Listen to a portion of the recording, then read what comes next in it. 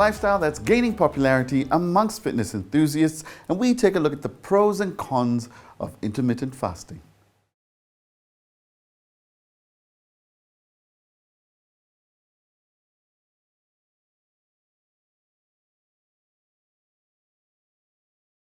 So when we refer to fasting, obviously you get religious fasting, which is usually obviously for religious purposes.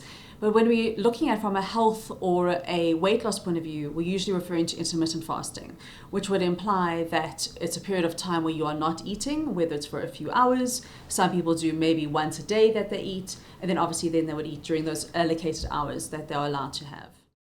Certainly, there has been some research which has found that intermittent fasting can be beneficial from the point of view of reducing inflammation, and as well as from a weight loss point of view, and as well as from overall health and longevity. However, obviously it's very hard to have very long-term studies on this because there isn't necessarily much evidence from that point of view, but certainly there are some potential health benefits that have come about. So specifically, that's been found that in terms of, for example, reducing the risk of cancer, in terms of diabetes risk or diabetes management, that there is some potential benefit. However, from a weight loss point of view, there are mixed results. So what I find was intermittent fasting is very, very popular at the moment, and certainly I get asked about it on a daily basis. It used to be that I was asked about veganism on a daily basis. That was very popular, and banting also, and keto is still popular, but certainly intermittent fasting is having its moment.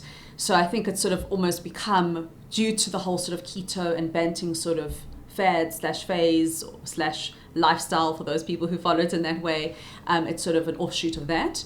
But in terms of the sort of popularity of it, I think a lot of people like the idea that they can sort of eat whatever they want to an extent. However, what I find is that those people who do intermittent fasting, so let's just say at the most basic level, which would be not eating breakfast basically, and then maybe eating from say 12 o'clock onwards, I find in the case of those sorts of people that what they often find is in the beginning, they tend to have good results. They tend to find that they are losing weight quite effectively. They find that it's working for them. However, what tends to happen then after that initial period of time is either their weight loss starts to plateau, or even what ends up happening is that either then plateauing, they start to actually regain weight. And a big reason for that is that firstly, they haven't necessarily made any long-term changes to their diet. They haven't actually tried to eat better, they aren't necessarily eating healthier. All that they're doing really is they are cutting out breakfast. So in terms of the calories for the rest of the day, in terms of the actual nutritional balance, that hasn't necessarily improved. So what ends up happening then is there's a mindset of, oh, well, I haven't had breakfast, that means I can get away with an extra pastry or whatever it may be later in the day. So they don't necessarily have the calorie deficit that's required to lose weight in the long term in terms of that, and they land up then slowly regaining weight, or as I say, plateauing. I also think from the point of view of those people who have a history of any sort of restrictive eating behaviors, for example, anorexia or bulimia, they can often sort of trigger those sorts of behaviors. I've heard of forms of intermittent fasting where literally you can eat whatever you want as long as it's within 2 hours in a day. So you eat nothing and then have whatever you want for 2 hours. So that's essentially binging. So those people who already have some sort of issue can obviously be triggered by that. Those people who don't have an issue will potentially develop one. So there's a lot of other issues that come into the intermittent fasting in terms of the practicality and the safety of it, and the effectiveness that aren't always so straightforward. So that's why it doesn't always work for everybody.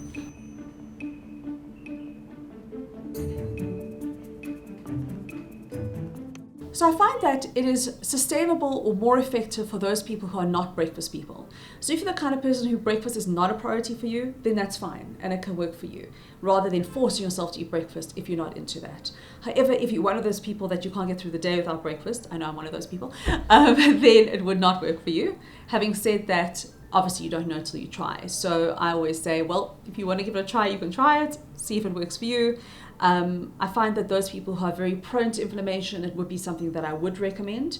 So for example, if they've got a history of any sort of any inflammatory condition, then there's an application for it. But I wouldn't recommend it to everybody unnecessarily.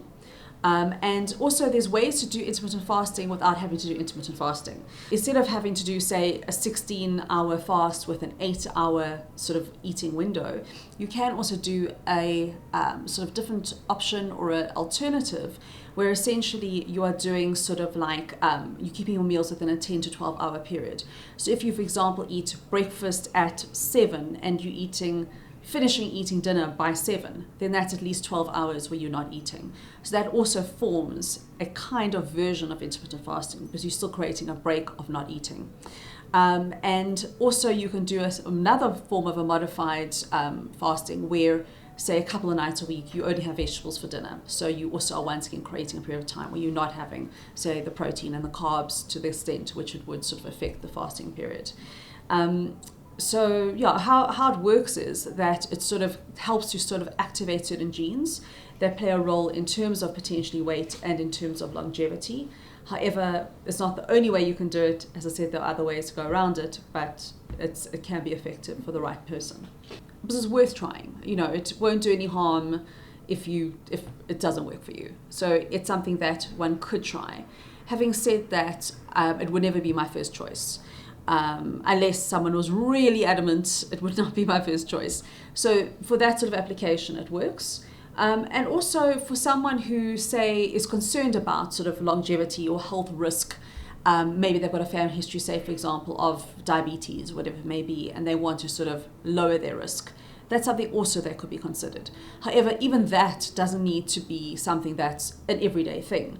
There was a study that came out not that long ago that found that even if you do a form of intermittent fasting, quite an extreme one, say eating once a day, or not eating at all for that day, but that I find is a bit intense, but you do that, say, for 5 days a month, not necessarily consecutive days, that in itself can have a benefit. So it doesn't have to be necessarily every single day.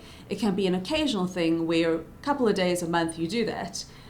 Yes, to quite an extreme level of, say, eating once a day, but it then is not necessary to do the rest of the time, if we're looking purely from a health point of view. So if you were wanting to do intermittent fasting, firstly it's important to look at why you want to do it. So if you want to do it because all your friends are doing it, usually not a good enough reason. So it's important to do it for the right reasons, which means that either it is for health reasons or it's for weight loss reasons if really other things haven't worked for you. And once again, making sure that it works for you from the point of view of that if you are the kind of person who desperately needs breakfast and can't get through the day without breakfast, you might struggle. So assuming you are the right person for it, then you need to decide on what makes most sense to you in terms of the sort of hours. So whether you want to do, for example, a 16-8 fast where you would only eat for 8 hours a day, whether you want to do maybe, say, a 12-hour fast, like I mentioned, where you would say only eat, say 12 hours a day and the other 12 hours a day, or 10 to 12 hours a day, you're eating, but the rest you're not. So it's a case of deciding what makes most sense from that time point of view. But then at the same time, thinking about what you're actually going to eat when you do want to eat. And I think that's what a lot of people ignore.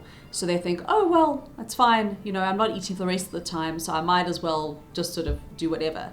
But you have to make sure that it's still balanced in terms of the rest of the day. So you still want to make sure that you're having enough protein, enough carbs, enough fat, enough fruits and vegetables, etc. So they're still balanced to the day. It's not just about just doing whatever you want, essentially, for that time.